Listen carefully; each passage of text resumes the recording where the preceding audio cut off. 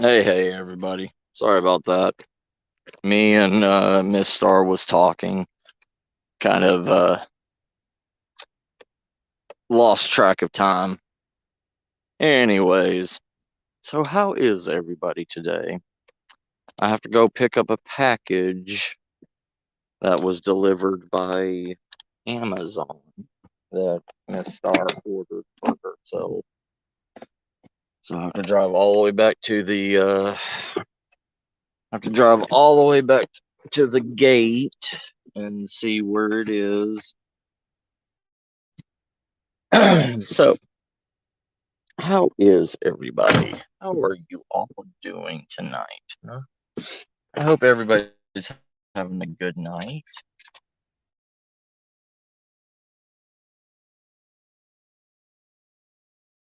How you doing, David, brother? Anybody else in here? Oh, hey, Jax, how you doing, brother? So, anyways,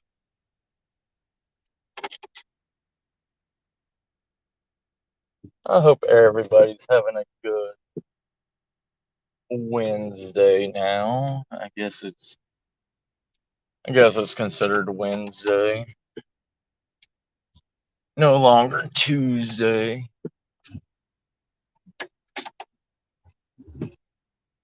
So, let me get this package from the gate and that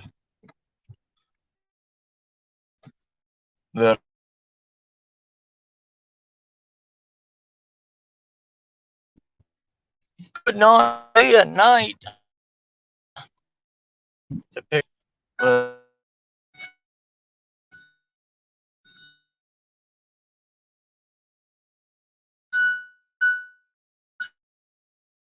shit.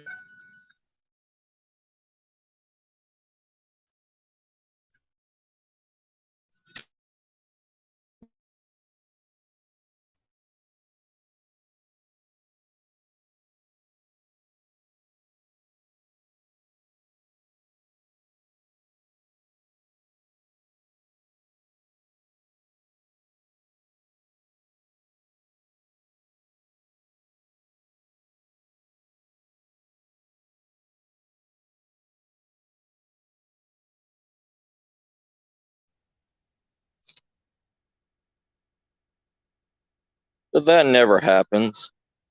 You know what I mean? So, anyways, we are going to play a little game in a little bit. Shut up! Shut it! Fuck you, Ford. And your seatbelt alarm. Anyways, we're going to play a game of how to make a scout survival, a scout bag, scout survival bag, a training, quote unquote, training bag that a lot of people teach. It's like, it's one of the basic knowledges of survival kits or wilderness bags. A lot of people take a small bag with them out to, oh shit.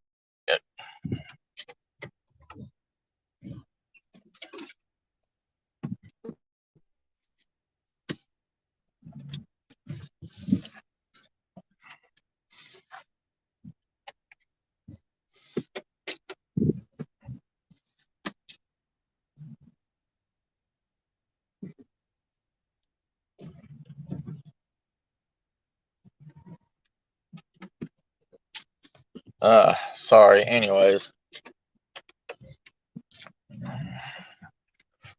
I was about to run over my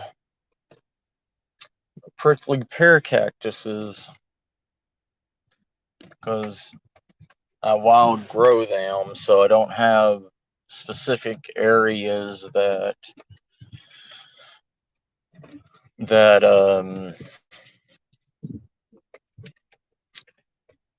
I know where they're at, you know. Anyways, so a basic, you know, survival bag, you know. It has a multitude of different things to it. They call a scout bag pretty much a bushcrafter or survivalist, you know, medicine bag.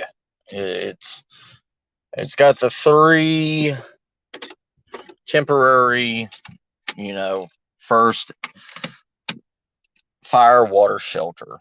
You know, it has those 3 main needs in it. Then it has a multitude of other supplemental items that you may or may not need, just to increase your chances of survival. And also it helps you expand your survival knowledge also. What's up, Nanner Nips? How you doing? How you doing, Nanner Nips? So, this isn't going to be that long of a video. It's going to be just a quick rundown, because tomorrow I'm actually going to start filming some survival videos and putting them on my channel. I think that's a problem that I've had with my channel. I do a lot of live streaming, but I don't really ever get the time to do actual showing people survival skills or how to survive. It's easy to talk the talk, but a lot of people want to see the walk. You know what I mean?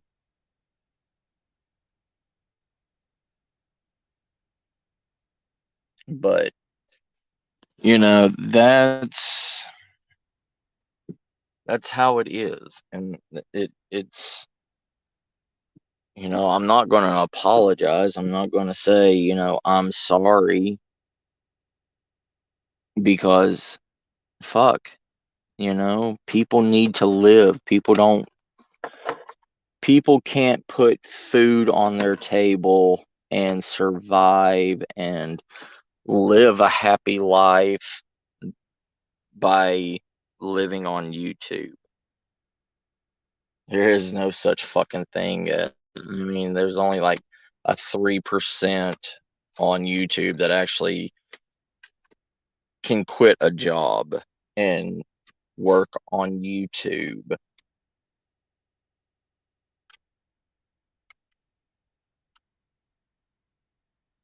Yeah, I know, right? Old ghosty poo, nanner nips. I know he wants me to go and build a log cabin in the woods and have a family of, little squirrels.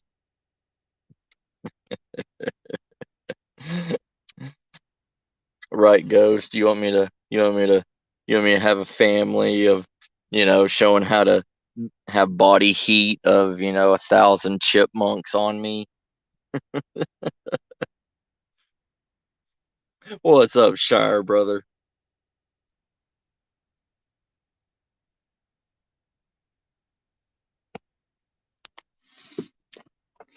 Oh, so anyways, onwards to the basics. Let me get everything up out of the back here.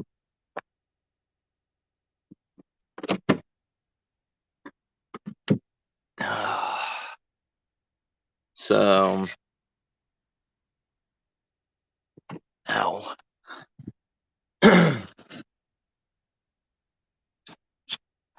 Let's go with this kit.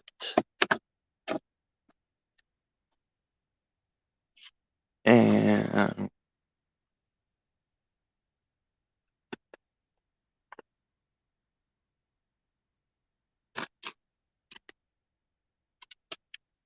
this.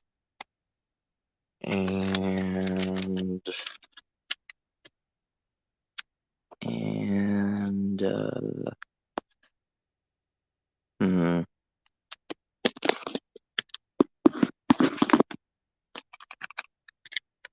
Uncle Nanner, Uncle Nanner,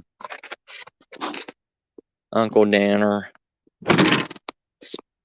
How have you been today, sir? How have you been, Uncle Nanner?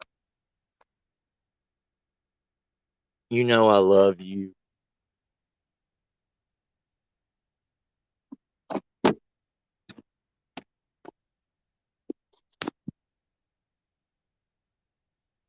You are my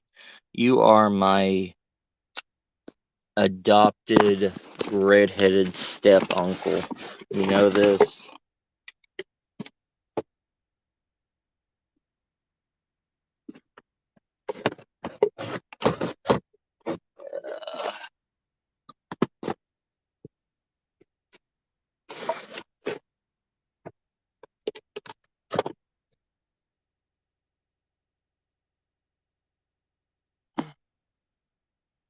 So, all right.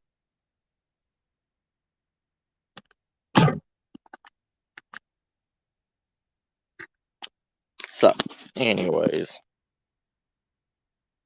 Uncle Nanner, you know I'm going to do this.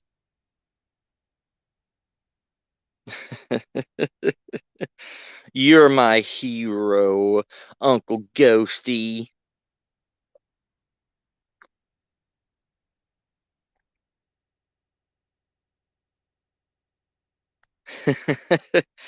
Right, Shire, right?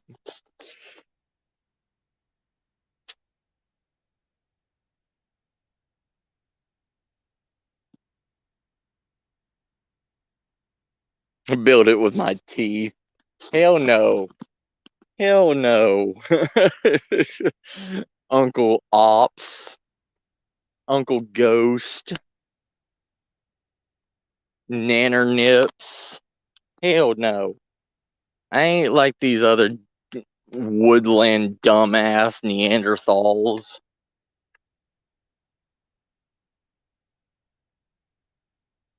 That's why the Neanderthals are no longer around, sir. No longer around because we learned how to become lazy. Why the hell am I going to do extra work when I have fucking duct tape and cable ties? Alright?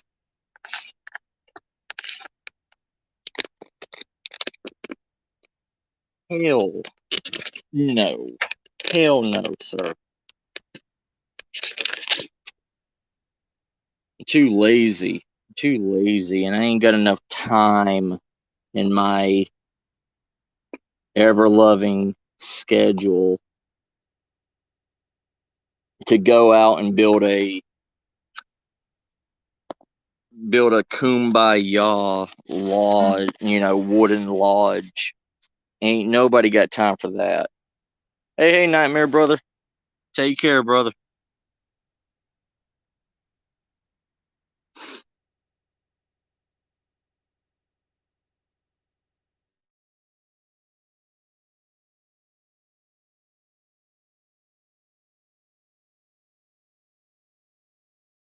Tiger.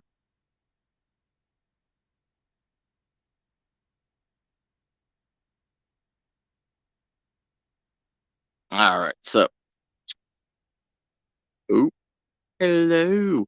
Hello, you beautiful, beautiful, beautiful inbred rum monkeys. The only reason why I say inbred is because Ghost is here.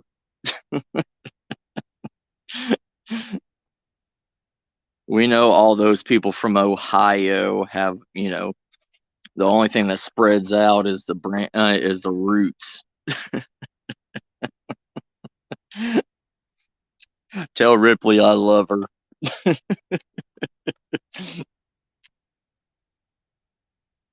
I mean, if you want to know the person that can actually create the spawn of Satan, go talk to Ghost's daughter. I know, right? Yeah, it got hot, so I shaved it off. I was like, fuck it.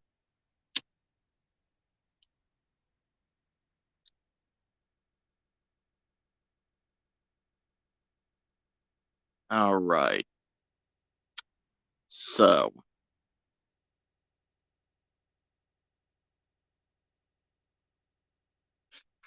yes, yes, Shire. Yes, I am. Hell yeah, that was a wonderful movie. That was a fucking wonderful movie from dusk till dawn. I love that movie. And I know Ghost probably loved that movie too, just because just because there was a crotch revolver there.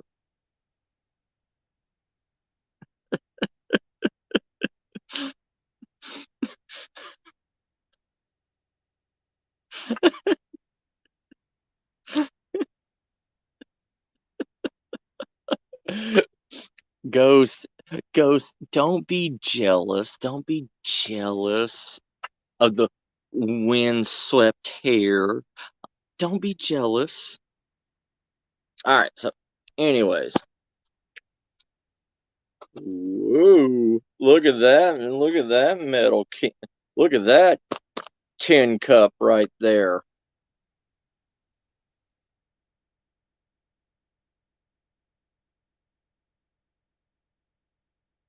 Selma showing boobs. Yes, sir. Anyways, so you all know what this is. This is the newest, military Molly strap. Uh, container. Shit. I just went fucking numb. My mind went blank. Fucking canteen holder. Shit. Fucking hell. This is the new with the digital camo. It's one of the newer ones. So these are basic. These you can literally fit anything that you want to in it. It's got two pouches on the side, so you can put small. In the military, they used it for the water purification tablets. They used it for a lot of other things, other things, other. So, anyways, I like this because it's got the Y strap on it. Plus, with the molly straps and everything, you throw this thing on your belt and carry it, and you're good to go. You know, but this thing actually holds a shitload of stuff in it. If you're a person in an area that can't carry that many bladed full tang weapons or anything, you know, this is a good alternative to a lot of people that I've found, and I really enjoy this. It is the Husky. There's a shitload of like cheap rip-offs of this also, but it's the Husky carabiner with the twist lock on it. It's not for climbing use or anything, but it will hold. But the cool thing about it is it's got a small razor blade. It's got a razor blade built into it, and it also has a compartment on here that can hold up to 2 other razor blades on it. So this is a very good blade to have. You're not going to do extensive work on it, but it's good for mundane tasks, very lightweight tasks.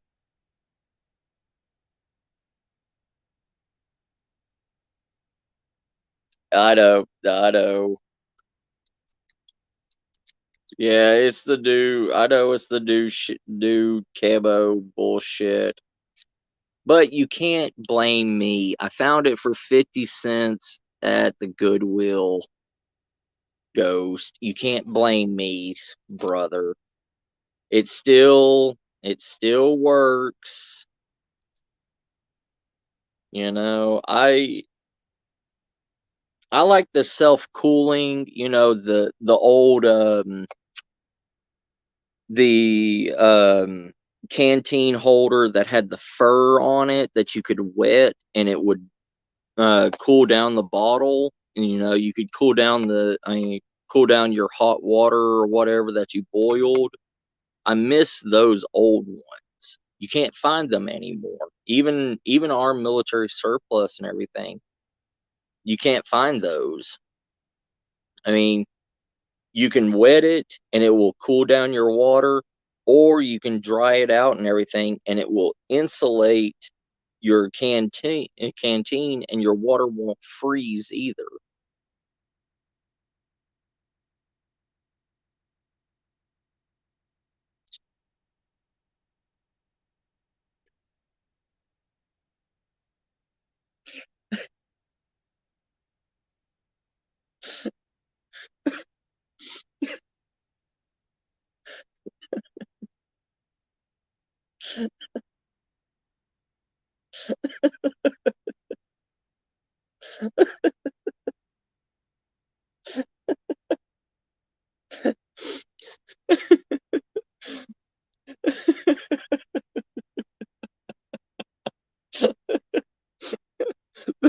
The nutsack water container with the drinking straw attached to it. Ghost, you want me to have that? The drinking straw attached to it.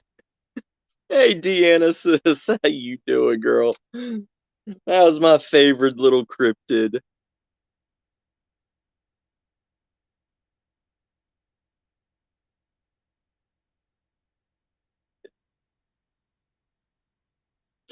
I'll make one for you. I'll make one for you, Ghost. Uh, I'll send it to you. How about that, brother? You get the sloppy seconds after I test it out, okay? So with this small container, all right, this is easy enough. You can put water, you can put fire in here. Shelter, you don't really need shelter in a survival situation unless it's in certain conditions, like winter or heavy rain, stuff like that. So in here, I put my Yuko fork, knife, and spoon combo in here. I have my other multi tool eating set. It's got chopsticks in it, it's got a spoon, it's got a fork, and it's got a small knife inside of here, all in a nice small little cheap dollar store glass container, eyeglass container. And in here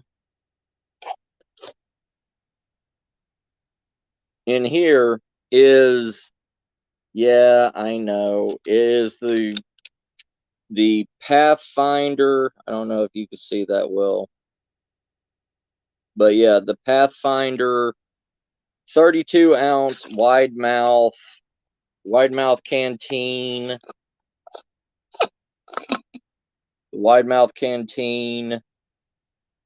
and cup set. Yes, I know. Go ahead, Ghost. Go ahead and bash me for having a pink bandana in it. But the good thing about putting a bandana in here, it doesn't rattle, like, and also this creates insulation inside of here. You can also use this bandana for char cloth. You can use this bandana to strain out water before you boil it. And, you know, it makes it all nice and comfy in here. Then I have one of the small little sporks from I don't know, some kind of kit that I found. Then I have a basic another cotton cloth in here on the bottom of it. Then I also have the cook lid that goes on top of the cup. So I can boil, I can strain water, I can make tea, I can do a lot of shit with this. That is everything that's going to be in the main compartment. The main compartment. All right.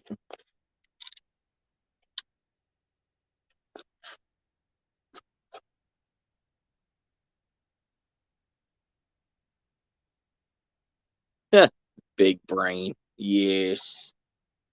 So, putting all this back in here.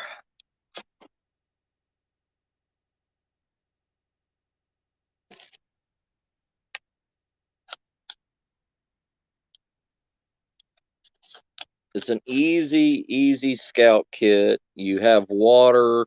You always need water over anything else.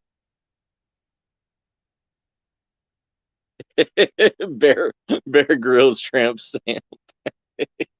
More like a Les Stroud. More like Les Stroud Survivor Man. You know? That kind of tramp stamp, sir.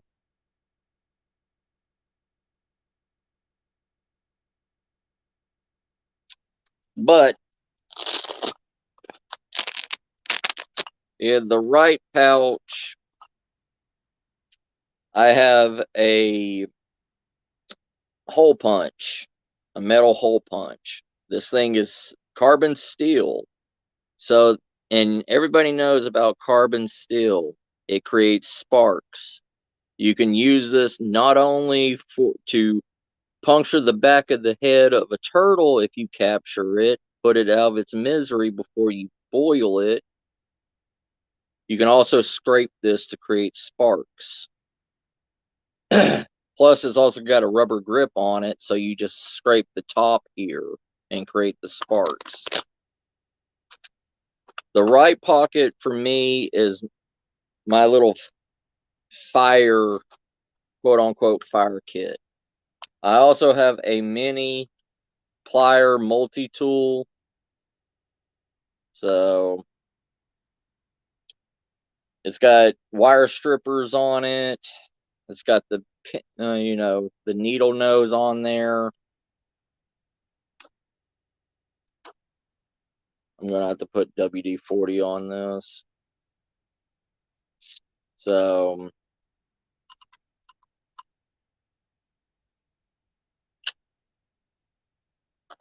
it's got at least a decent knife on it. It's got a file on it, an old school file.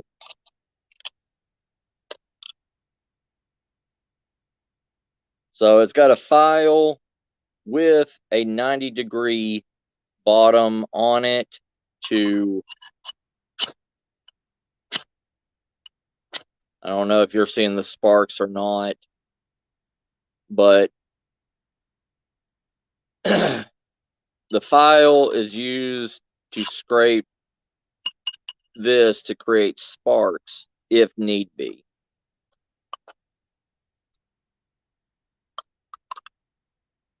Then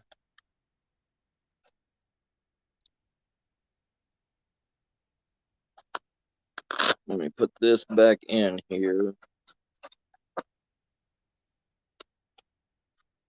Alright, let me put this back in here.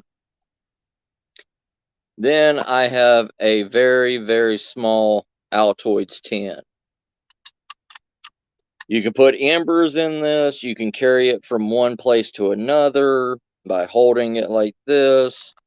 You can also cut off any of the cotton, put it in here in little strips, close it, set it in the fire, char the cloth, become char cloth, then scrape that carbon steel hole punch and let it catch the embers that you create from the hole punch to make fire, and you blow it into flame.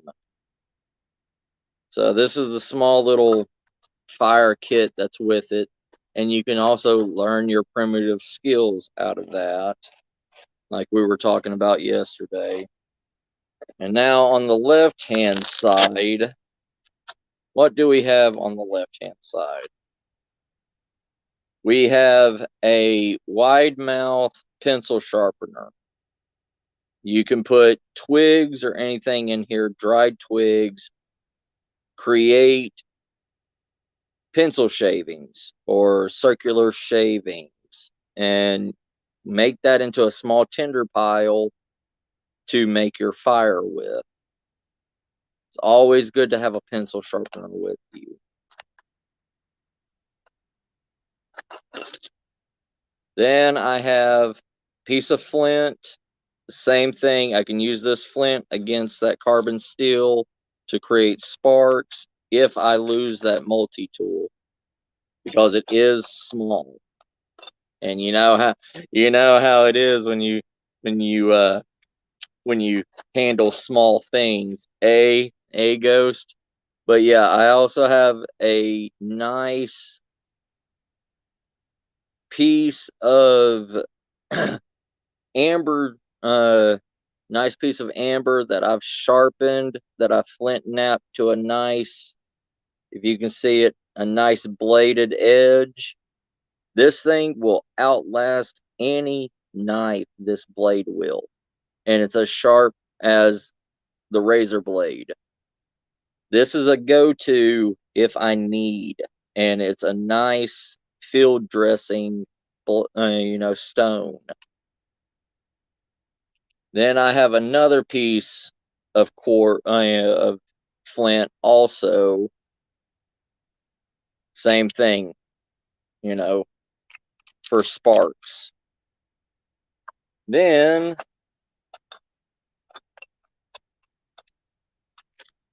I just collect a lot of flint, to tell you the truth. Oh no, this is amber quartz also.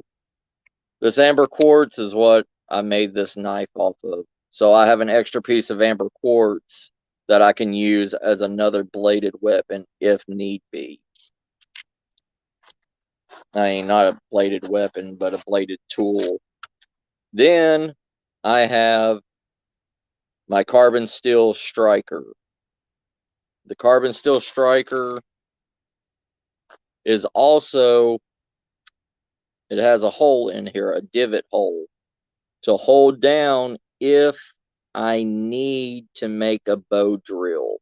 So I can push down as a pressure plate while I'm making the bow drill fire, while I'm putting pressure on the spindle. And let me show you how this thing works to create sparks. I don't understand why there's a bow drill divot on here when this is carbon steel. I don't get it. But they're all coming like this now, because bow drills are the fucking answer to all survival problems. But, so,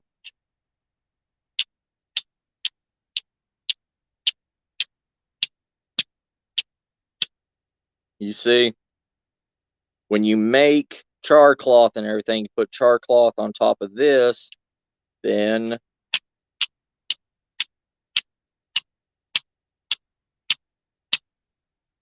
you make sparks. the sparks go onto the char cloth.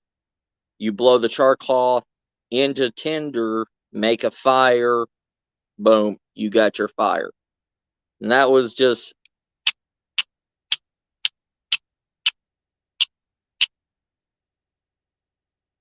what, 4 strikes?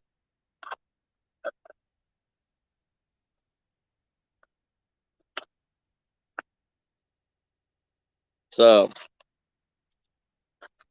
both of these pockets are fire tools. That's pretty much the most basic kit that you need. It's the most basic kit that you would even need in a survival situation. You don't need $500 worth of high-end survival tools to do what you truly need. Now, on to this.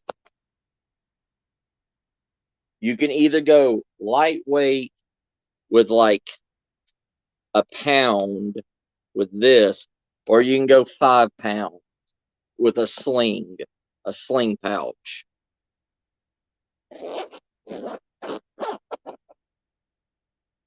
The sling pouch pretty much has everything fucking covered for you. You could survive for days with this pouch, unlike that other pouch. First off, you have trout line. And everybody knows about trout line. Trout line holds up to about 250 pounds. This small nylon string right here holds up to about 250 pounds. There's almost 400 yards just in this spool alone. You can use this as making a trout net. You can use this as a gravity fishing line. You can use this for snare traps. You can use this for pretty much anything. Then I have one of these, a mini iron plate. So you all know what a mini iron plate is. It's a fucking skillet. It's a stainless steel skillet. And it has a small little handle on here. And it's good size for probably about a panfish. Panfish are a small hand-sized fish that you can put on here and grill and eat.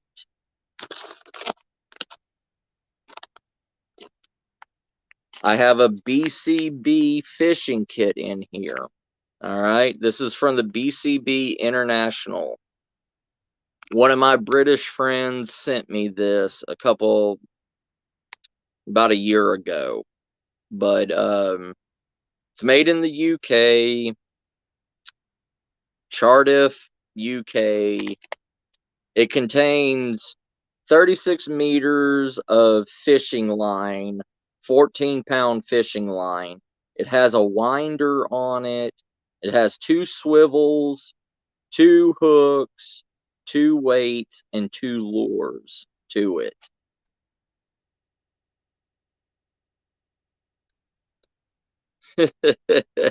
Right, Sarah? But, you know, it comes in a really good, and it has a I thought of this before anybody else. I did a thing about buying one of these from the Dollar Tree, the kite handles for your hand casting kit. And now everybody is using these. I had a good idea a long time ago, and I never profited off of it. So, the food, starting out, I have 2 packs of 1 cup pour over coffee. 2 packs of them. Each one of these packs can last up to 3 days if you do the Roosevelt coffee thing. So you have 6 days worth of coffee. I have a metal straw. This can be used as a bellow. It can be used to swim underwater and breathe through it. Yeah, James Bond bullshit. But more importantly, it's used as a bellow to reignite your fire. And also, when you boil water and everything, you can put this in there and you can suck the water out instead of putting your lips to a fucking hot stainless steel rim, you know. Putting your lips to a hot rim doesn't always come out good. I also have a over-the-cup coffee or tea, you know, bag. You fill it up with, you know, whatever you want, anything, dandelions, whatever. Soak it into the water, pull this out, you don't have any mess in it. Yeah, I know you don't like coffee, sis. Then I have a bigger multi-tool in here. It's a Field and Stream, so it has the needle nose pliers in it, so you can actually put in the hook into the throat of the fish and get it out. It's got a skinning knife. It's got a gutting knife in it. And that's about it. And a file. It has a fish scaler, and it also has a hook remover on the top of this also. This is more for like hunting and, you know, fishing and capturing shit. Then I have my my spirit animal in here. It's a sloth. It's a sloth multi-tool.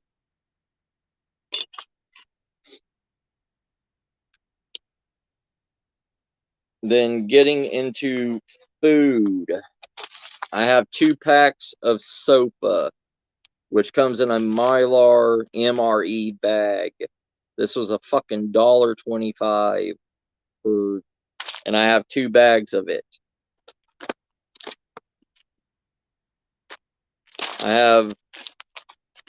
I have meals for at least 4 days if I can ration it. I have a stick of fat wood to use as a tinder source that will automatically set on fire.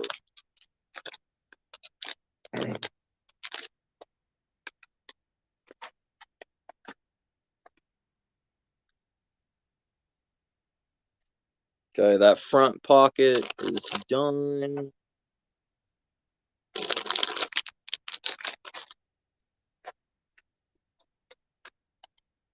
Put everything back in here, summary.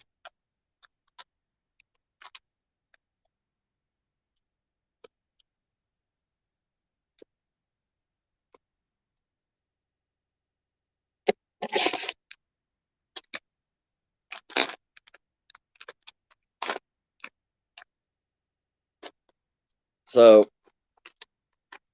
in the way of making a kit like this, and it's not done yet. That was just one pocket. Now we have the inside of the pocket. So, come to realize that these ghost grid pins, not only do they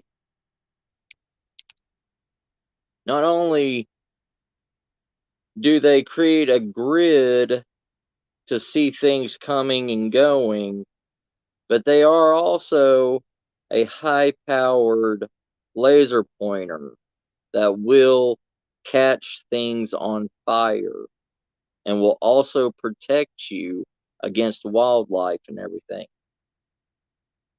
These things are good. I'm going to try this out. I'm going to try this out tomorrow and see how it truly works. See how well it works. I did purchase this on Wish.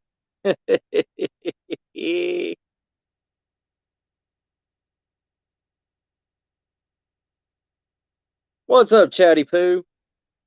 What's up, Oz brother? So,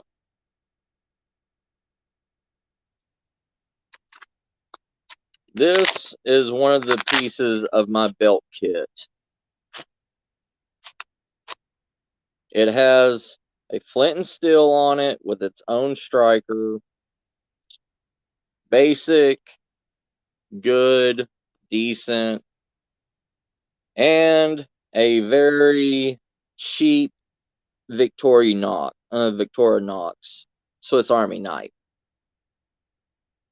You know, not everybody can afford a Victorinox.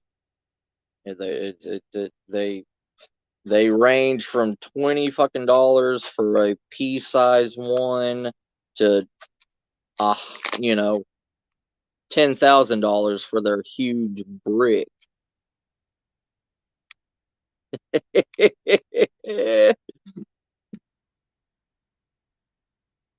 Yes, wildfires in Texas. Yes, Mr. Chad.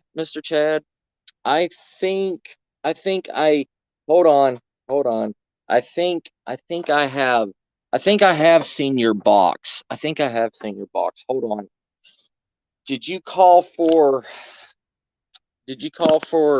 a box of metal? A metal wide mouth.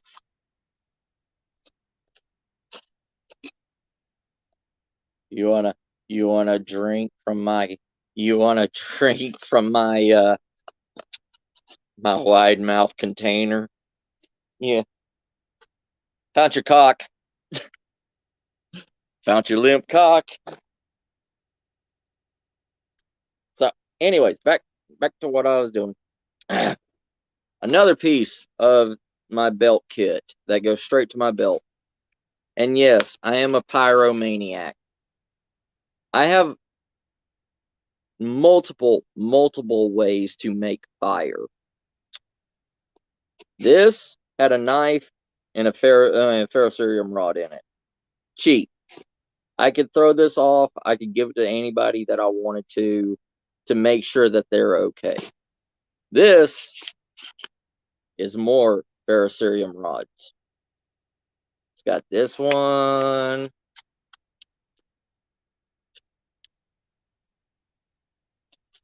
I have fire is just as important as water. It is. It literally boils your water. It cleans. It keeps bugs away. It cooks your food. You could have literally rotten flesh right in front of you, and you could cook it on a fire, and you could still eat it. Fire is just as important as water, in my opinion.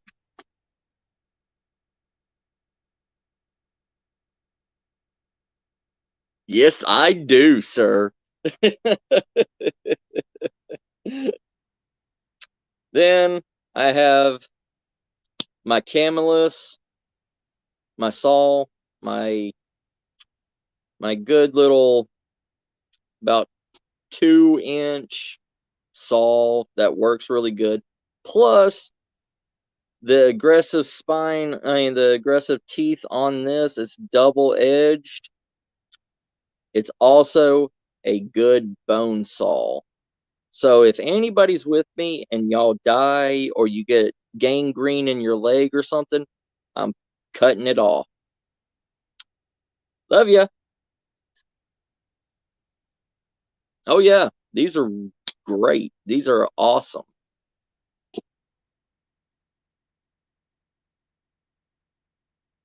Yes. So, Tarp. This is one of the non-rip nylon non-rip nylon. It's a gear top. It's 260 centimeters by 230 centimeters, and it is compact as hell. I mean, it's smaller than the bag that I have. Hey, Carol, how you doing, sis? It's always good to have one of these. Plus, the good thing about this, the inside of it is also mylar. So it's a reflective surface. You can flip it inside to keep yourself warm or flip it outside to try to reflect some of the sunlight. See what else I got up in here. Oh, look, I got another cheap ass Victorinox. This was like the Israeli version or something because it's got this like symbol on it. It's a shield and crown. No, I think this was India. It's an Indian one. It's got a shield, a crown, and two swords crossing.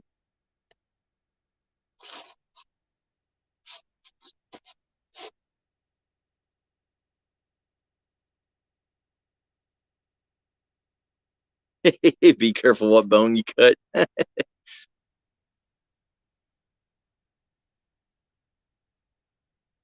Yes, Chad. No, Chad. No, I'm going to keep you alive. I'm just going to if you cut yourself and you get gangrene or something, I'm going to just relieve you of that leg. Don't worry where your next meal comes from, okay? Just smile and just put it in your mouth. No questions asked. All right? Just just just don't worry in a survival situation where your next where your next meal comes from, okay? Don't don't don't worry. If you don't know, it makes it better.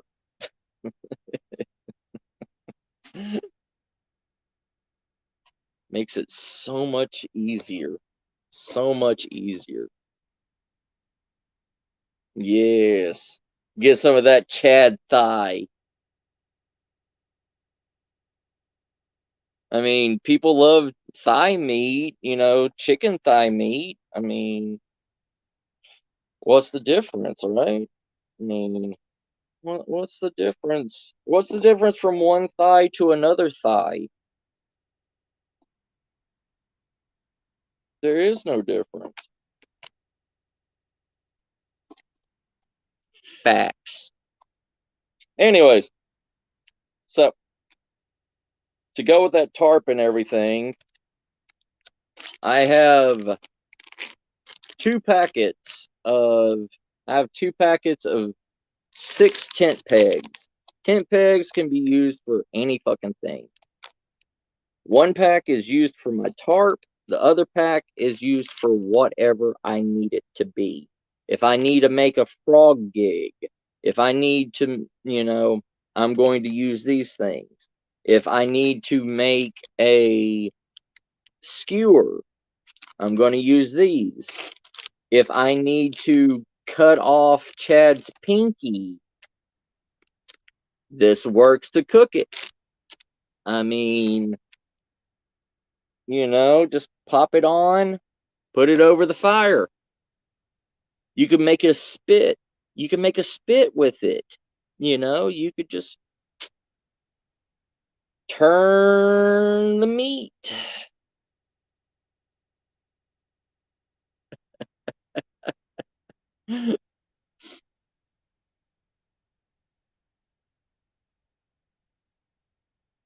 Right, Oz? Right. Oh yeah, we can do that too. We can do that too, Flock. We were discussing that yesterday. So this is a speed. It's got all four 90-degree angles. It's a high speed striker. These things are amazing. High steel speed striker.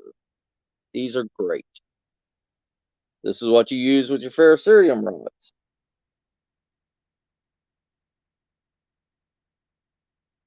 Speaking of ferrocerium rods, hey Chad, you want to see my thick rod, Chad? Hey, you all want to see my thick rod? Whack! I got a thick rod for all of you. Oh yeah. One of my good buddies. Well, two of my good buddies in the survival community. Jerry's Bushcraft and Outdoors handmade this from me. But this is called the Dragon Inferno ferrocerium rod. It is made by a very good guy that is a very wonderful, nice guy in the survival community. He is called Nathan4071. He sells these ferrocerium rods. These ferrocerium rods burn up to like 2,800 degrees Fahrenheit from one strike. Plus, also, if Chad or anybody gives me problems, it is ribbed for your pleasure. Look at those ribs. Look at those ribs on it.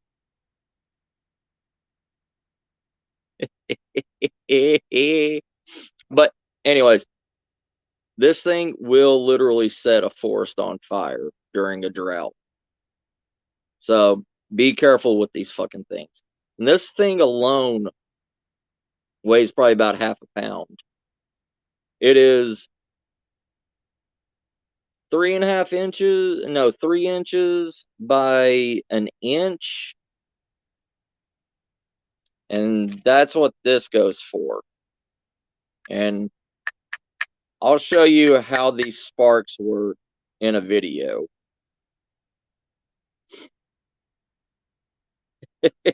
How did you get here, Chatty?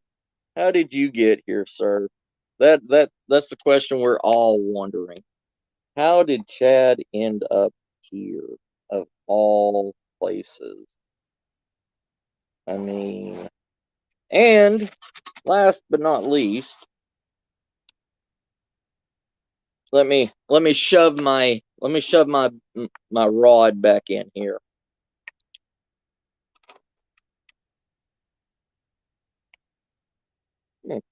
What the hell else do I have in here? Oh, I got a mag rod.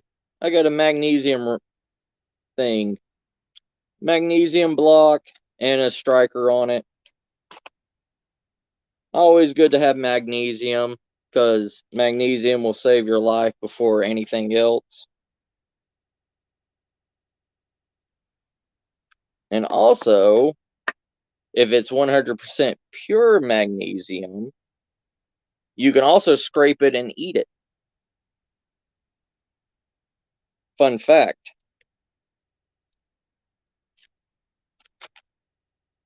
So,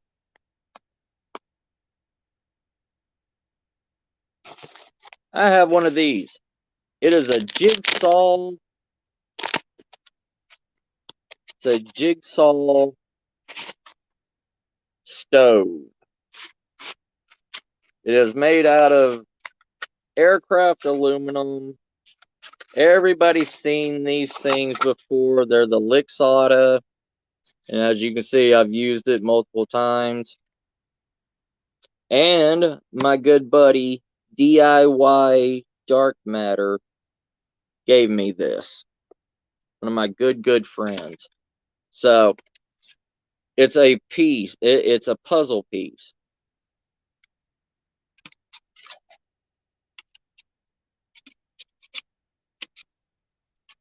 So you do that.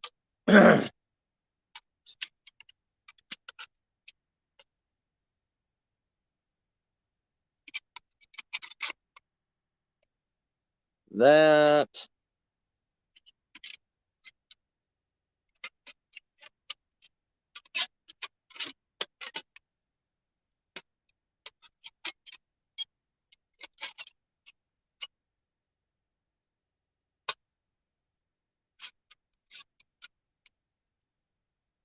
And this is how you make it. Oh, shit. Anyways, you put all 4 pieces together on the ground, and it comes together. Comes together.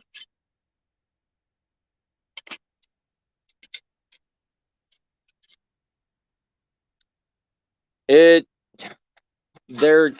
good. This is the mini version of the Jigsaw Stove. They serve their purpose, yes. Are they a waste of fucking time and energy? Yes. But a lot of people feel comfort in having that kind of stuff. Then I also have two 1-liter dry bags in here. The cool thing about dry bags, yes, it keeps your shit dry from water and everything. You can also air these up and have it be a flotation device too. And you can also use it as a water bladder. You can fill this up with water and carry it anywhere that you need to go. And I have 2 1-liter dry bags like this. So the more you look at items and make sure that each item has more than one purpose, that's how you have to look at all your survival gear. That's how you have to look at a majority of the items that you buy. Is it going to do this? Is it going to do this? Is it going to do all 3 items that I need it to do? I mean, all 3 things that I need it to do. Yes, no, maybe. If it only does 1 out of 3 things, you don't need it. If it can do 2 out of 3 things, do you have enough space for it? If it does 3 out of 3 things, keep it. Doesn't matter.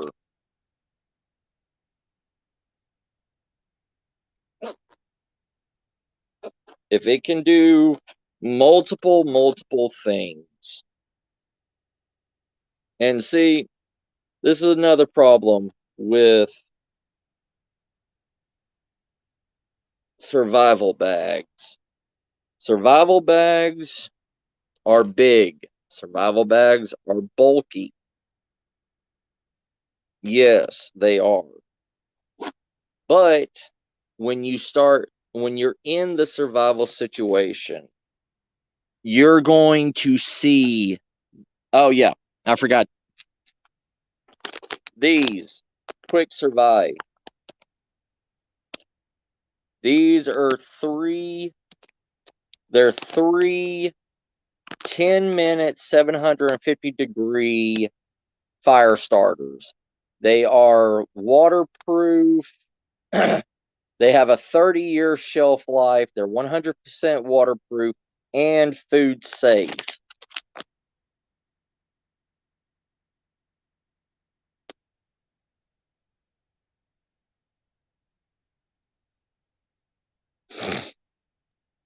But you get 3 of these things.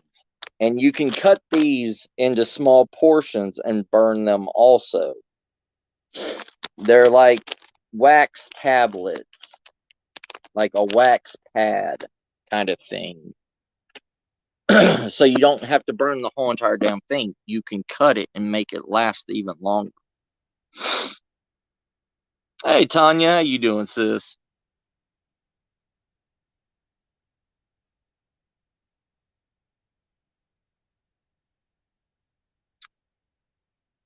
A scout bag is a temporary use bag. It is for scouting areas. It is for 1 to 2 days. It is for mostly it's 24-hour bag. A lot of scout bags are for individuals in bushcraft or survival training that have the basic skills in there to learn. You can also add to a scout bag with different skills. That's why a majority of scout bags and everything are lightweight, will not weigh you down, but it will serve at least the three major things: food, water, shelter, or fire, water, shelter. Um, but a lot of scout bags are meant for 24 hours, at most 48 hours. But a majority of scout bags like that, like the one I just showed you, that scout bag can last me for a month, if not longer, because of what's in there. Because it has shelter, it has plenty of fire, it has water capability of holding, like carrying water, taking water. I usually have a water bottle with me. That's why I did not put a water bottle with that pack. Unlike this one. This one has a complete cook kit in it. It's got a water container to where you can boil water, you can cook food, everything in this, and make fire. This is 2 out of the 3 items. Because with this item, it is for your ultimate survival: fire and water. Shelter, you can live a long time unless it is deadly circumstances. Like if it's a blizzard or something like that, if you can make fire, you can still survive even in a blizzard without shelter.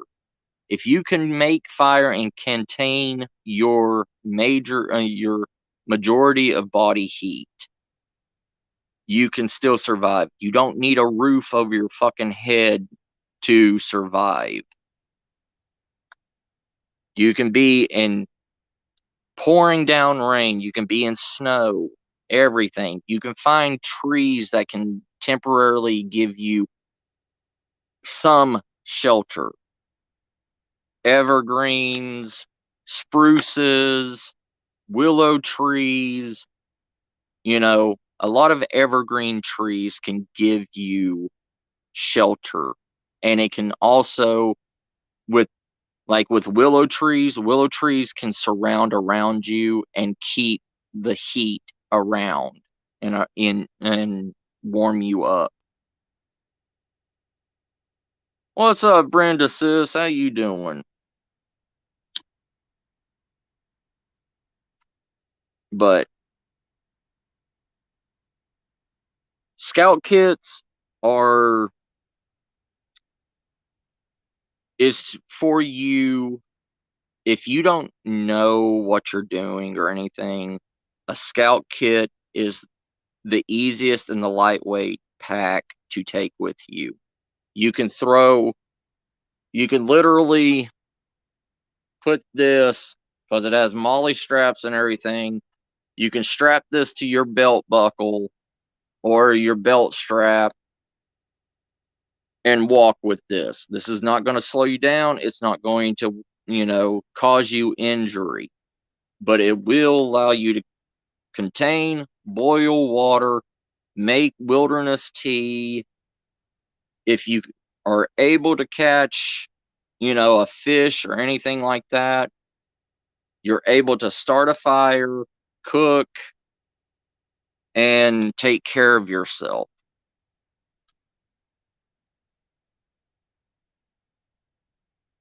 Because people could go 3 weeks without food. It's a proven human fact. You can go 3 fucking weeks without food. But water, you can only go 3 days without water. And then the majority of people can only really go 2 days without water before their body actually starts shutting down.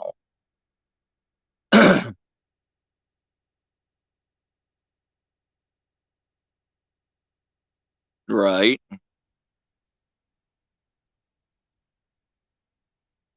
I'm sorry, Brenda, sis. I didn't even get a notification. YouTube barely even notifies me anymore when people go live. I don't know why, Brenda. I really don't know why, sis. But scout kits, most scout kits, you can literally throw into a glove compartment. You can throw in the back seat of your car. You can throw under the front seat of your car or the trunk, and it won't take up any space. It won't hinder you. It won't do anything, but you will have it. Right. If they, yeah,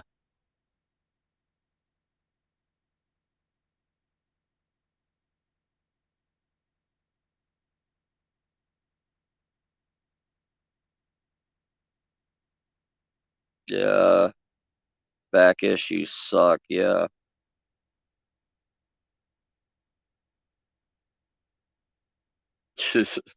Thank you, sir.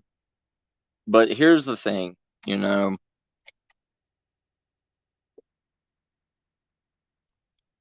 the reason why I'm doing this and showing y'all is because these are the 2 kits that I'm going to take out with me tomorrow when I film some videos and everything. And I'm going to do a live stream a survival skill live stream. All right. I'm probably going to do the live stream maybe around 12 o'clock tomorrow or 1 p.m. Central Time. So that means people on the East Coast, it's probably going to be 1 or 2 p.m. your time. People in California and out west, it's probably going to be about 8 or 9 your time, a.m. And the thing with this survival live stream that I'm going to do, I am going to take people's questions, how to do certain survival skills, and I am going to do it. And this is not going to be just me showing survival skills for you for entertainment purposes.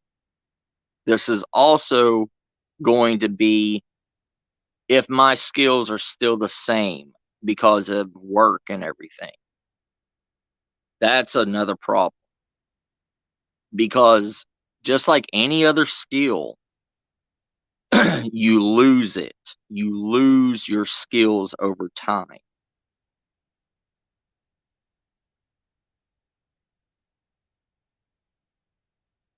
Is it, Sarah?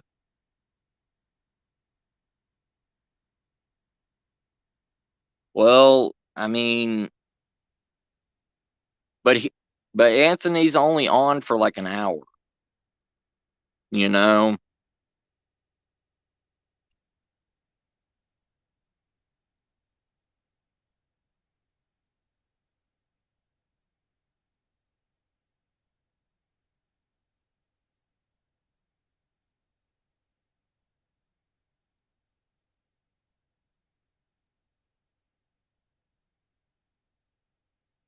Thank you, Tanya, sis. Yeah. This is going to be a Q&A, you know? And if there's something that somebody wants to know and everything, like, please don't ask me to do a bow drill. Please don't, or a hand drill. Because the thing is the processing, the taking of the wood, the finding the strong enough branch to bend into a D shape, or the bow, trying to find the right spindle and the right hearth board, and then grinding it to make dust, then cutting the hole into it. We would be on for like 3 hours just for that one question of, I can show you how to make it, I can show you how to do it, but trying to make an actual fire with it is fucking stupid. I'm sorry, it is. Anybody, like I just showed you, that carbon steel striker that I have will outlast and throw thousands upon thousands of sparks, and I can make a fire quicker with that thing than ever with a bow drill, and I will not wear myself out on it.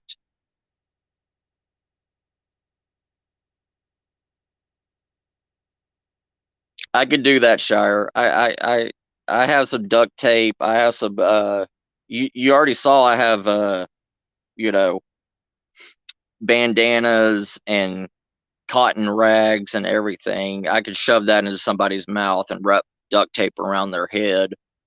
You know, I can hog tie somebody in a in a quad figure wrap, or hog tie them. I can show you how to do that. Ain't no problem, Shire. I'll come over to your house and I'll demonstrate it on you, sir.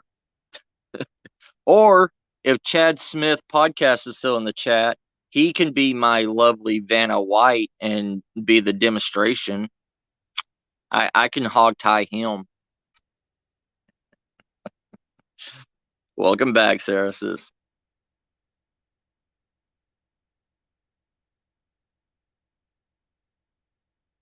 So, a lot of things in survival is not wilderness, is not just wilderness based. Survival is the ability to adapt and overcome any situation with whatever means possible. You thought you're so adorable, Chad. You think you're safe.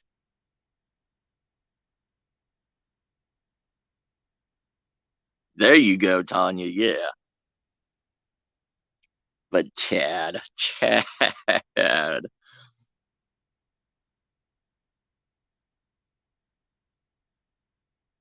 Oh yeah, I can do that too. Don't worry.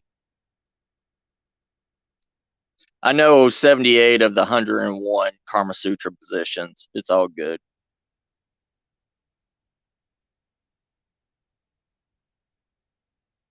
You were half asleep.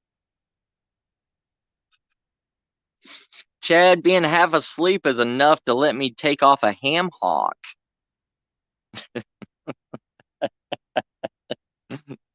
I could go Mike Tyson on you and just nibble that ear off.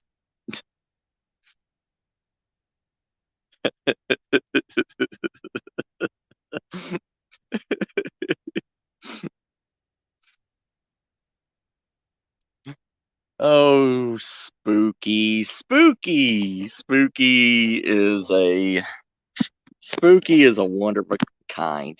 You know, when you put your hand into that, Halloween mix, and you grab that one Hershey's nugget bar and nothing else, That's Spooky. Spooky's that one Hershey's Golden Nugget bar that you can't you cannot stop from putting it in your mouth. I'm sorry. I'm sorry. Chad is more of the almond joy. All right. You know, you get the flavor of the chocolate, then the sweet crunch of the coconut, and then you find the nut in the middle. And that's the most delicate piece of Chad. When you grab that, grab that heart and you just rip it out while it's still bleeding. You just savor into it. Kind of like this. Let me show you. Let me show you. Let me show you something real quick. Let me show you something real quick. Hold on. Boop.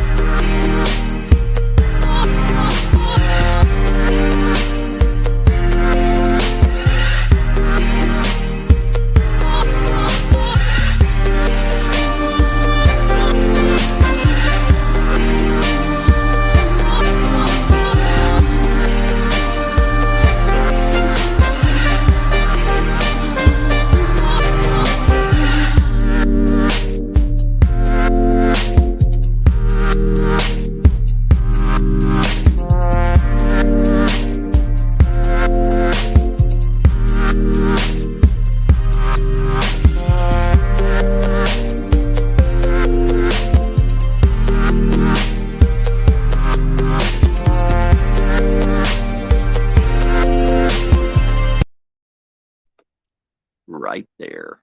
That's how you.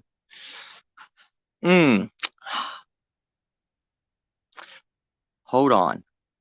Let me write down all of Chad's fears. Hold on. Let me do this. Oh, let me write down. Let me write them down. Let me write them down real quick. I got it. But Chad, just understand. Listen to what I say, and you will survive. Congratulations, you survived, sir. Or, Chad, here's the thing. A lot of bushcrafters and survivalists, they love blowing things. And let me just show you a little bit of how these people love to blow stuff. Why was he blowing? Because there was already a flame there. What was he blowing? Let's go back. Oh, he was blowing the wood. Oh, that's it. He was blowing the wood.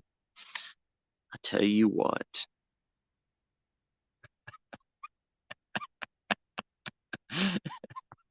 Hey, Melissa, how you doing, sis?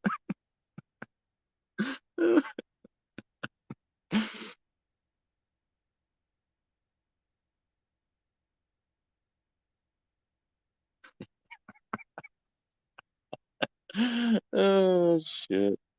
I'm sorry, but in SHTF, I'm serious. Humans are more plentiful than wildlife.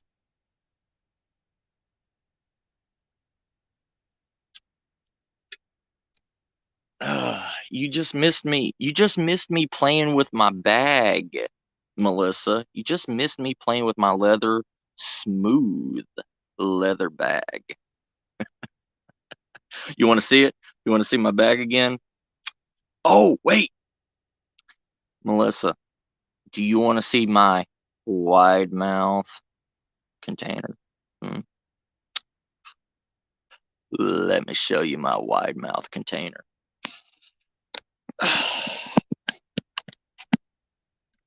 Oh,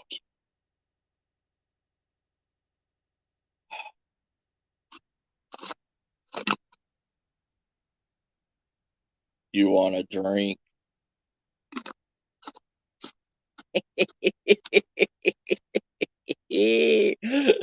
Take care, Oz, brother. Here you go. Here you go, Melissa. You want to help me? You want to help me? You want to help me wax my leather bag?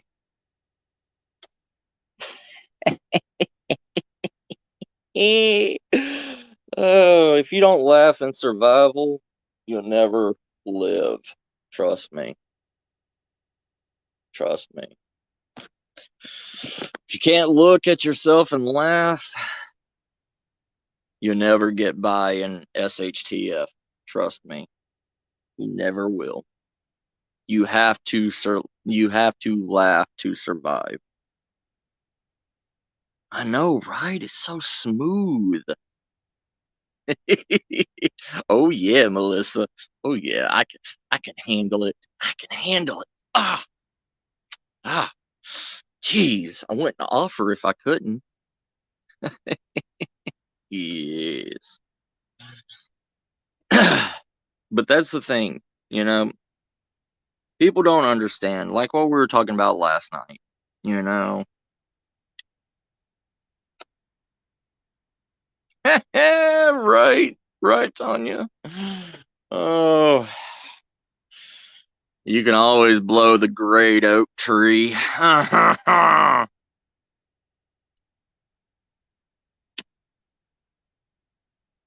But here's the thing, okay? We were talking last night. Shire actually brought up the subject and everything about 90% of the people in a SHTF situation believes that they're all going to run out into the woods and provide for their family and bring back a deer and fish and all this bullshit, right? But in reality, if you are in a city or near a city with still a population that has not been killed off or anything, there's still survivors there. And I'm just giving a small example. If there is 100 deer in 5 acres and there's 20 people hunting those 100 deer, how long will it take before, because of the way society has been trained and believe that they constantly need food? Because for one, people don't know how to preserve food. So when they kill something, they're going to take everything and they're going to eat it every day because they can't preserve the food. So they're going to eat as much as they can from that deer before it goes putrid and rotting. So maybe 10, no, I'll say 12. 12 of those people kill a deer. That deer meat is going to start rotting depending on how fast that deer meat is going to start rotting. If it's in the middle of summer, it's going to start rotting within 12 to 48 hours, depending on the biome, depending on how hot it is. You also have to worry about insects infecting it, flies, all this stuff, injecting it with eggs, and maggots growing. Because maggots only need 12 hours to hatch from an egg to start feasting on rotting flesh. So, you have 12 people that have no survival skills whatsoever, but they do have a gun. okay? Each one of those 12 people are going to kill a deer. Between every 12 to 48 hours, they're going to be hunting for a deer. So that means 12 deers between 1 to 2 days is going to be killed. Same thing with fish, same thing with rabbits, same thing with squirrels, rats, anything that they can get their hands on. But those people are still going to be alive. Why am I going to sit in the woods and everything and take a chance of being shot by those fucking humans when I see them walking by when I'm up in a tree? I'm going to pick that motherfucker off, shoot him in the head, drop his ass.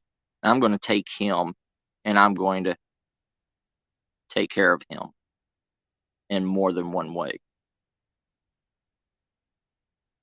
Yes. Most people don't know how to make jerky though, Melissa. There is so many other ways of, preserving meat instead of just jerky. You can cold smoke meat and dry it and petrify it. You can you can salt it. You can chill it. Like, not, it's a way that you put it under the embers of a fire and you cook it under the ground in the heat of the ground, but you also leave it in that same dirt with the dirt and the mud and everything that's around it to harden and encase it so air does not get to it. There's a lot of ways to do this.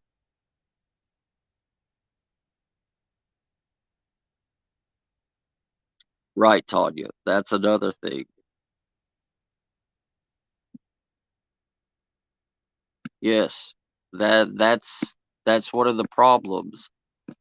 We go back to the whole entire thing of humans are the chaos theory in any scenario.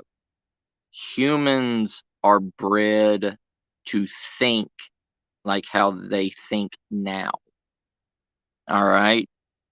They don't understand anything about preservation. They don't understand anything about they are in a society, in a world now to where they can get anything that they want whenever they're hungry and they go and get it.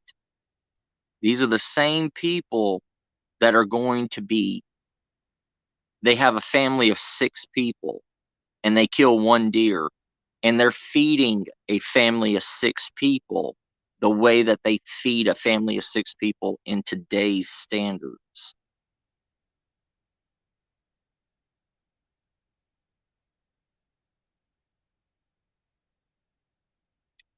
Yes, the longest way of preservation of meat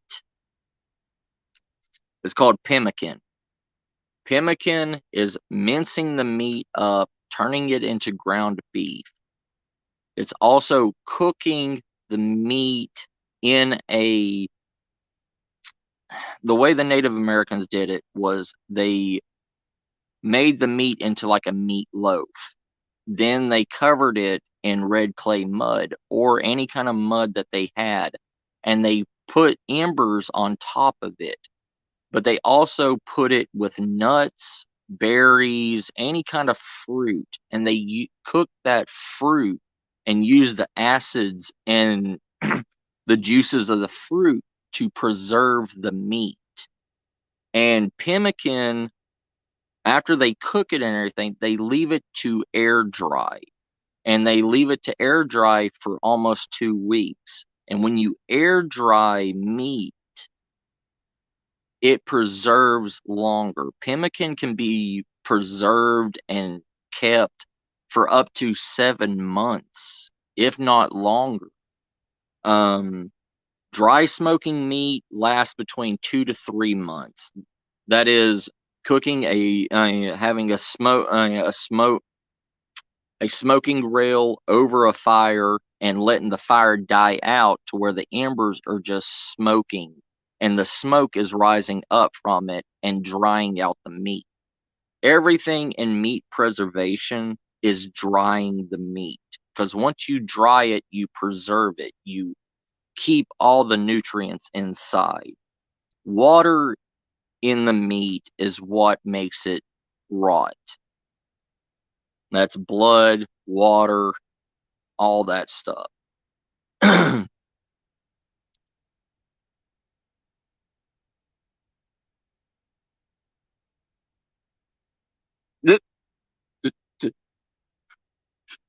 Oh, Melissa, I wouldn't eat you.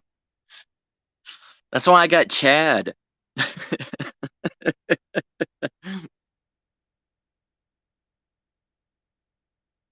And the thing is people don't understand that if you, it's going to sound barbaric, it's going to sound bad, but it's true, okay? If you capture an animal, don't kill it, all right? Even our Native American ancestors didn't do this. Well, some tribes didn't do it. Like the Inuits and the Canadian Native Americans and even Native Americans up north. say you capture a raccoon, okay? You don't kill it, because if you kill an animal, it stops the blood flow, it stops the circulation of the blood in the body. But you can dismember it while it's still alive. Yes, it sounds horrible, but if you dismember it while it's still alive, this goes for humans too. If you dismember it a lot while it's alive and you cauterize the wound, if you take a leg off and the bleeding area of the of where you took it off from the hip bone, if you cauterize that opened wound with fire, it will heal. It will stop the blood flow from coming out, and that animal will still be alive, and you will have meat that is not decaying, that is not rotting. It sounds horrible, but it's facts. It's true scientific fact.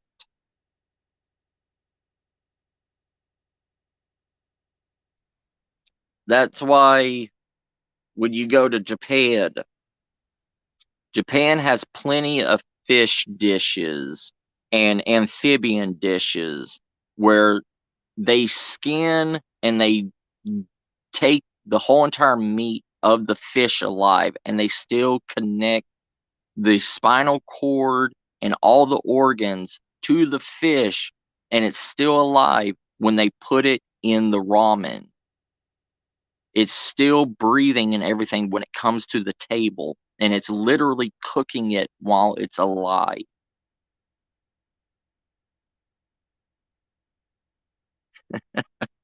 That's the bad thing, though, Melissa. It won't provide for you. Raccoons are the one animal that is selfish. It will eat everything and not share with you. It will go out and hunt, but it will not bring you food back. A dog will. A dog will, as long as you gain its trust and you become its pack member, it will kill something and bring it to you to make sure you ate, and you give it permission to eat because you are its alpha.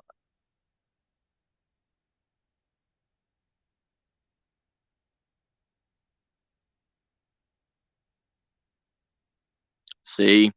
Yeah. You They are the most selfish animals out there. They will not share with you. What they have is what they have, and that's it.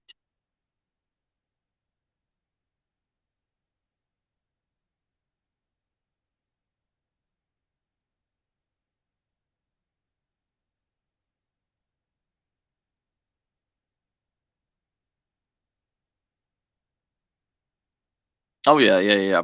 I mean, cauterize it like with fire. Like as soon as you burn the flesh and everything, it's still going to be alive for a while. It's not, I mean, it's the same thing with any other wound or whatever. You know, if you have a cut mark on your shoulder or whatever, you can take a hot blade and put it to the wound. If you need stitches or anything, you can push the two pieces of flesh together, cauterize and seal the top part of your skin, and your body will heal from the inside out. I'm sorry, Melissa. I'm sorry.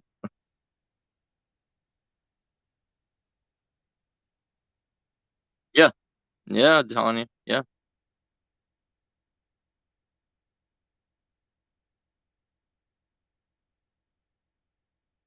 yeah.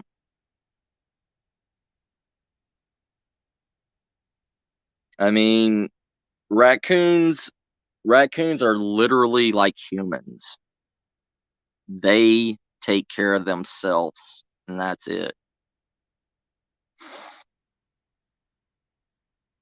I mean, they still want social interaction and everything, don't get me wrong. But when it comes to food and everything, even animals know the preciousness of food because animals are the same way as humans. They don't know where their next meal is going to come from. So they're not going to share with you because of that mentality.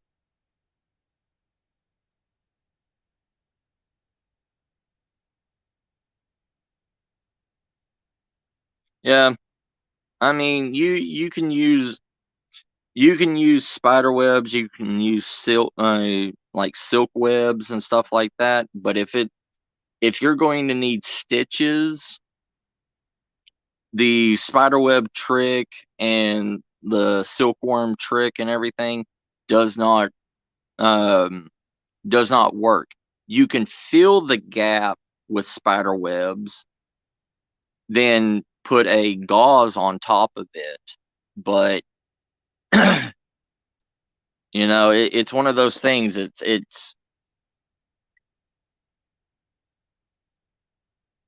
a what if factor with that. You know what I mean, Shire? He's talking about ones that don't have already like wrapped up stuff in it. It there's a few tribes that have done that, like Aborigines. Aborigines have done that.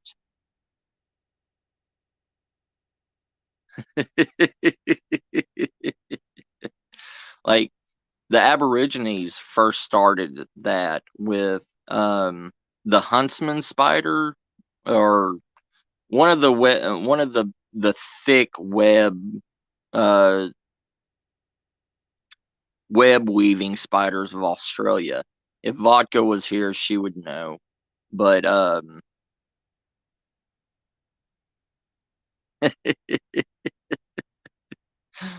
yeah, but they used to cover their wounds with that spider web.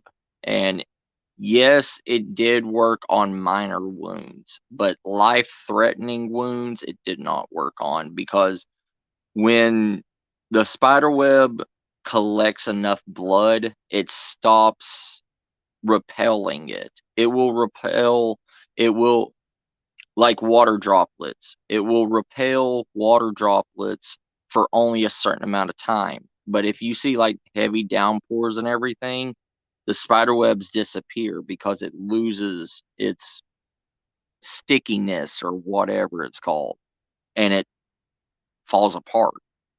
Same thing with the wound. If there's a lot of blood coming out, it's going to lose the stickiness and deteriorate. So there it's a double-bladed dagger with that, you know, especially with that topic too, because a lot of people have arachnophobia, like what Tanya's proving, you know.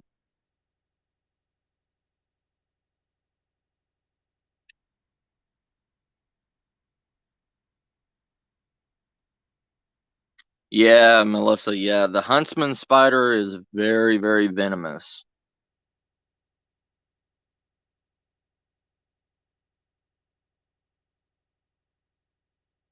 Yeah. Yeah, sure. Yeah. Because it's something about like if prey is in it, it loses like the deterioration of the creature that's caught in the web ruins the whole entire like antiseptic properties of the web somehow. I don't know how that works. I mean, I think it has to be like very fresh spider webs. I think it has to be very fresh or very white spider webs. If it's dark spider webs, you can't use it. I'm not sure on that.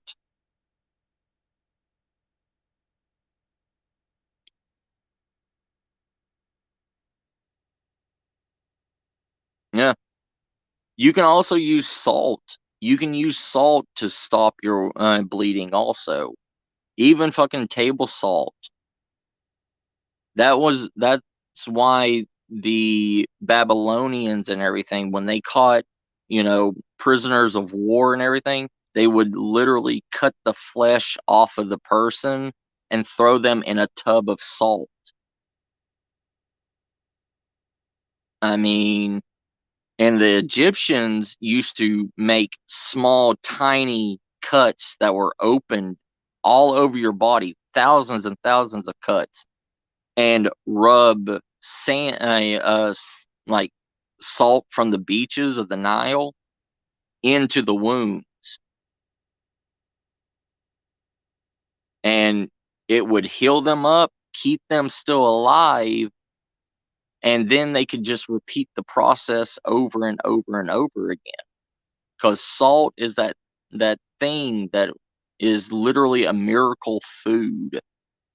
I mean, it dries up blood, it dries out water, it does a lot of things. We use regular salt to de-ice, you know? See, that, like, I have a tunnel web spider that I leave on the front porch. I don't bother it because it kills mice and everything. I never see that spider cleaning its web. I see countless of, critters and everything in its web, but I never see it cleaning it. And I think that's only for like certain spiders.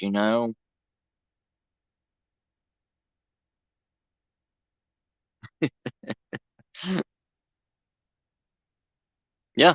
Super glue is the same thing, Melissa. Yeah. Super glue will, it will heal a wound. I mean, it closes. And, you can also use what's called goat weed. Goat weed, if you put it in your mouth and everything and you chew it up, it literally becomes like a sticky substance. And you can put that over a wound also, and it will act just like tape or glue or anything. And you can put it over a wound and it will close the wound. But, you have to literally chew it in your mouth and chew it together, and it creates this like gummy, sticky substance. And you just take it out and float, and you're good. There's also a specific kind of kelp or seaweed that does the exact same thing. They in the Philippines, I think the Philippines, they use that seaweed and everything to suture wounds, and it also an antimicrobial, it's an antibacterial, it's a healing, and it also sticks to the wound and closes it. And they also wrap wounds and everything in that seaweed also.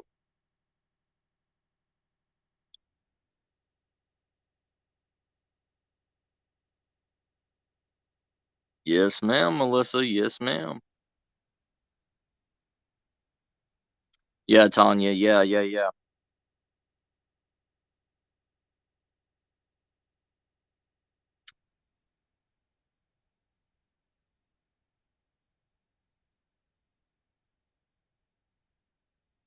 Yeah. It there is so much that nature offers to us. And the reason and why we went away from nature and started making man-made stuff, it it it dumbfounds me, you know? Yep. Yep, yep.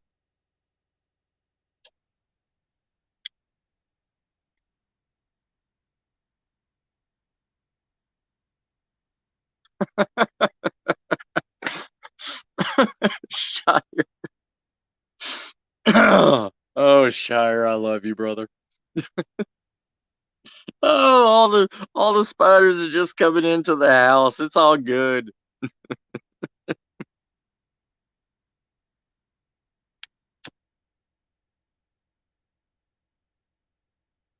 But it's there are so many medicinal herbs, edible herbs, all this stuff that is multi-purpose herbs and wildlife and plants that this is why, this is why the Native Americans say that there is lifelines where the souls, when you die, your soul goes into the river of life to go back into Mother Earth to heal, to keep regenerating the earth for everybody else to live on.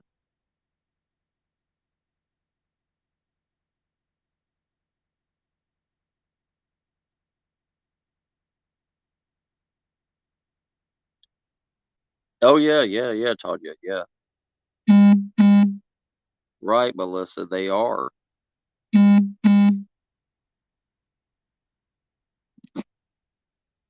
Hold on, sorry. Work's texting me.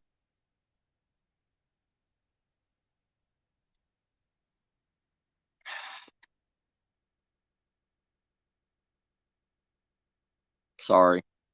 Anyways, humping and fighting. It sounds like your house is a spider pub.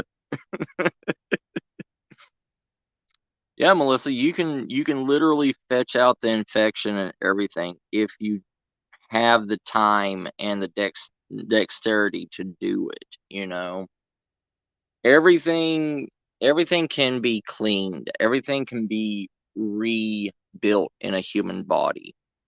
It's just like that's why people still today, doctors in other countries and everything, will still use maggots to clean out infected wounds and everything. Like, the maggots will literally eat the infection away. And once they've ate the infection away, they pick out the maggots and let you heal normally. It's that's a trick that's been around for thousands and thousands of years.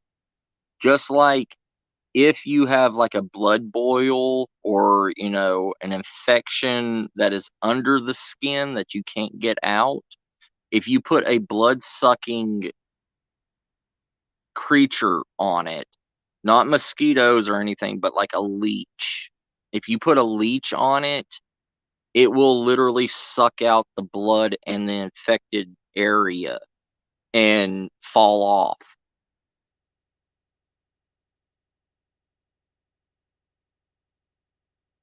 Yeah. Yeah. Slugs are good too. Like their slime, their little trail that they leave is very, very um nutritional. It you can literally use during the Victorian era, they used slugs to put on their lips to add makeup.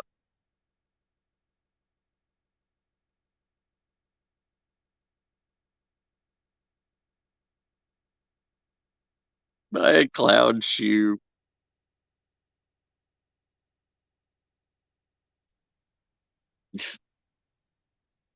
Oh shit. But there is multiple things that our ancestors knew that we considered witchcraft by today's standards. It's not medically possible. It's just like now, people were eating jellyfish for the longest time because it was doing something to people, making them feel better, all this stuff. And now, and they told people to stop doing that because they're poisonous. But now they are finding out that jellyfish can regenerate everything. They can regenerate all their body and they can literally like go back to the form of when they were first born and regrow again. It's like past lives. Like they're able to fully grow, then go back to like the fountain of youth kind of thing. They go back to their childhood state, then they regrow back to being an adult again to regenerate their whole body. And what are they called? Oxa, oxaqualas or whatever. They're little underwater like salamanders. And they found out that those creatures can regrow anything of their body. They can regrow their spinal cord. They can regrow their brain. If half of their brain is missing, they can regrow their full brain again. And they can regrow legs, tails, anything. But they only live like 15 years, but they can fully regenerate their whole body. So they're trying to sample that DNA and mix it with jellyfish DNA to create an immortality drug for humans and see if it works.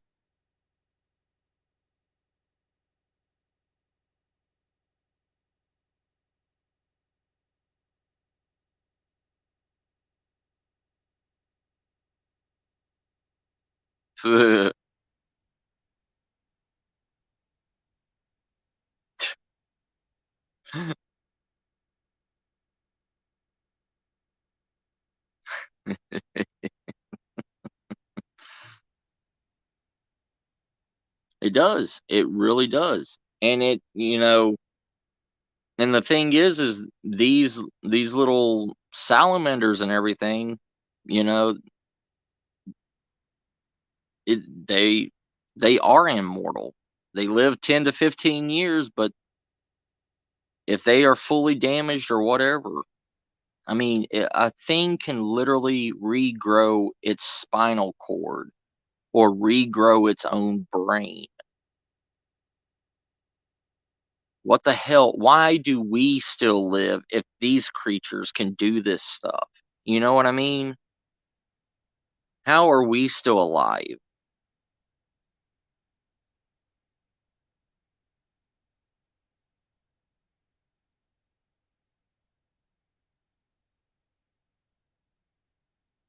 Wait, what are we talking about?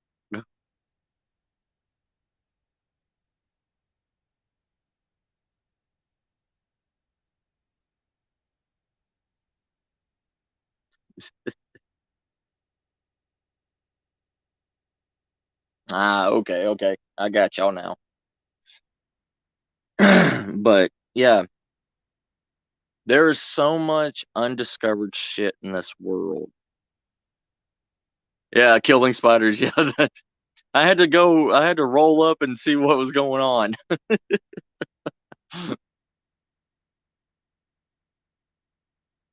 Like,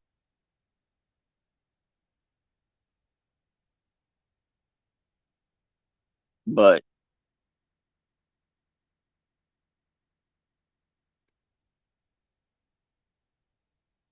there's so much in this world. There is so much after our ancestors, and I'm not knocking religion or anything. I'm just saying after religion was founded, Christianity was founded, and science was founded. We gave up on searching for medicinal herbs and everything that could heal us. It's like for generations, our Native American ancestors were eating chaga, you know, making chaga teas, making chaga bread, everything. And our Native American ancestors were not dying or not getting sick or anything. And we didn't understand why. And it was just in the past 10 years we found out the actual nutritional and medicinal uses of chaga. Chaga is an anti-cancer, is an anti-aging, is an anti it has thousands of things that it cures. It's even been known to cure type 2 diabetics. And we are just now realizing this. But the thing is chaga is such a rare mushroom. Such a rare fungus. And it's literally almost on one of the you can't really take that much chaga anymore unless you own land that has the birch trees that grow chaga. Then you can harvest it for your own medicinal purposes. Yeah.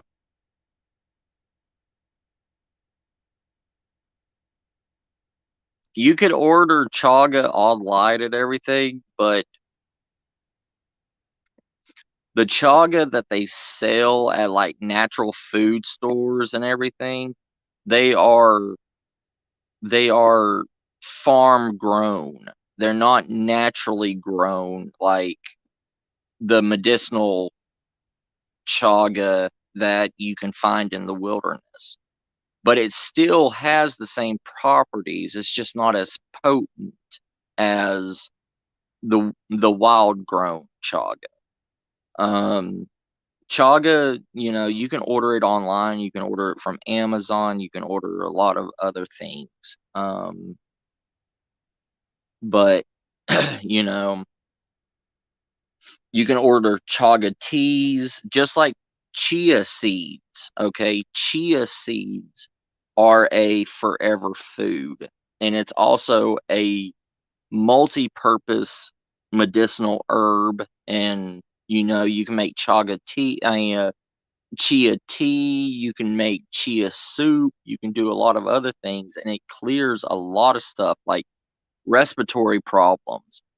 Chia has also helped people with asthma It's helped people with migraines,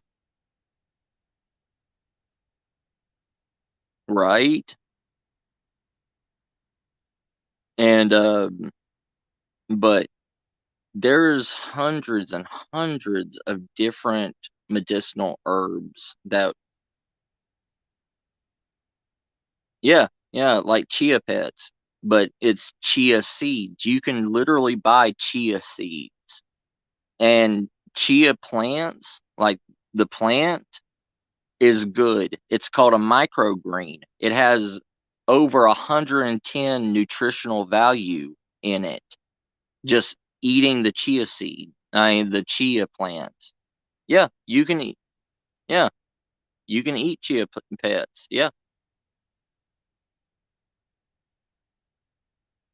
I mean it's not the best tasting thing in the world, but it works.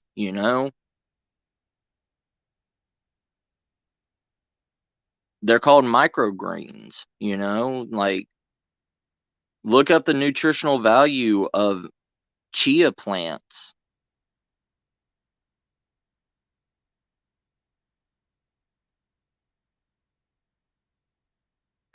Yeah, and we all thought chia seeds were just meant to go on clay pots, huh? And that slime, when you wet chia seeds, it creates the slime, right? That slime is also good for wounds. It's good for skin care. It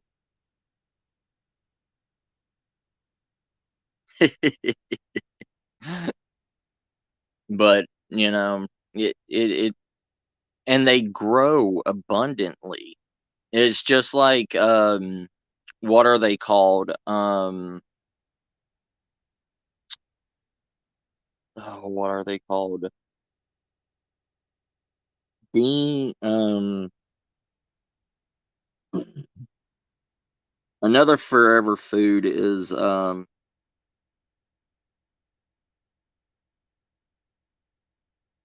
shit. You get it at Asian restaurants, at like Philippine, like Vietnamese restaurants for pho. Crap. Bean sprouts. Bean sprouts. Uh, bean sprouts. They're a forever food. Bean sprouts will continuously keep growing no matter what. As long as you keep it watered, it will continuously grow.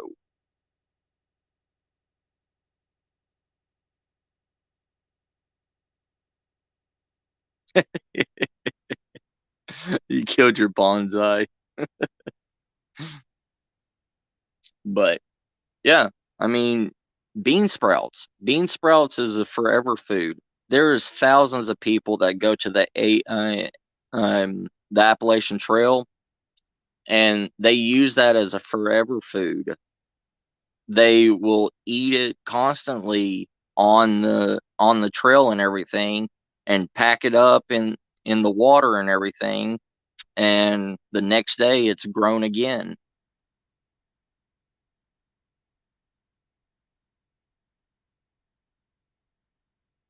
Yeah. Yeah, you can do the same thing with aloe. Yeah. You can drink the juice, you can cook with it, you can do anything with aloe.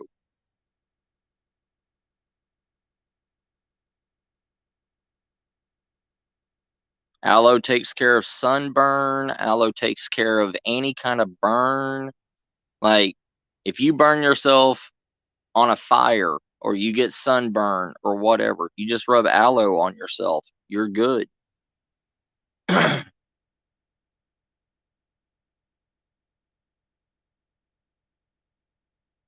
Yep. Yep. Mint is Mint was actually a weed, that but then there was an abbey in like the 17th century that found out that you can actually eat mint, you know. There's a good tea recipe, and also a hot chocolate recipe with mint. You get chocolate mint, you grow wild chocolate mint, you cut it off and everything. You can put those mint leaves and everything in coffee grounds or in hot chocolate or whatever, and boil it in with your hot chocolate or whatever, and you will have a chocolate mint hot chocolate or chocolate mint coffee or anything. Yeah.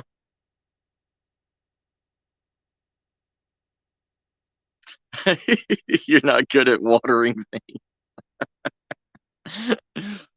Oh, I love you, Melissa, sis. You sound just like Miss Star. You sound just like Miss Star, you know.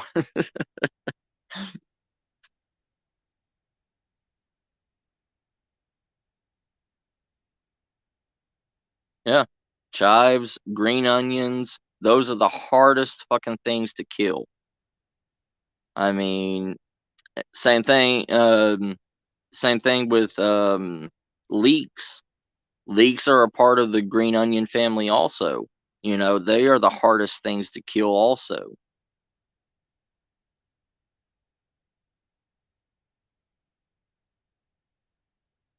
Yeah. There's so many plants and everything that is so much stronger than we even ever thought of.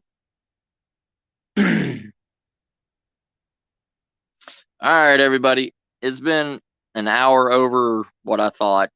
I was only going to do like an hour long one, but I love you. Yeah, garlic chives are amazing. But I love you all. Y'all take care. I got to get some sleep and everything. And like I said, tomorrow I'm going to do a survival skill live stream where I'm at, and it's going to be a Q&A. You ask me any kind of survival skill question, and I will do my best if I can, and I have the items with me to answer your survival skill and show you how to do it.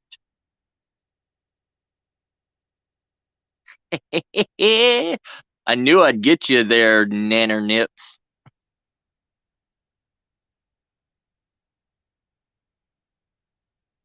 I love y'all, family.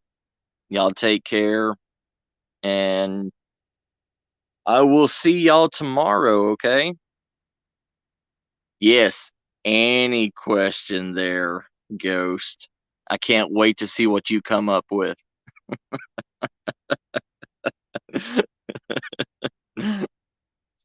Something like, how do you ride a bear boar naked?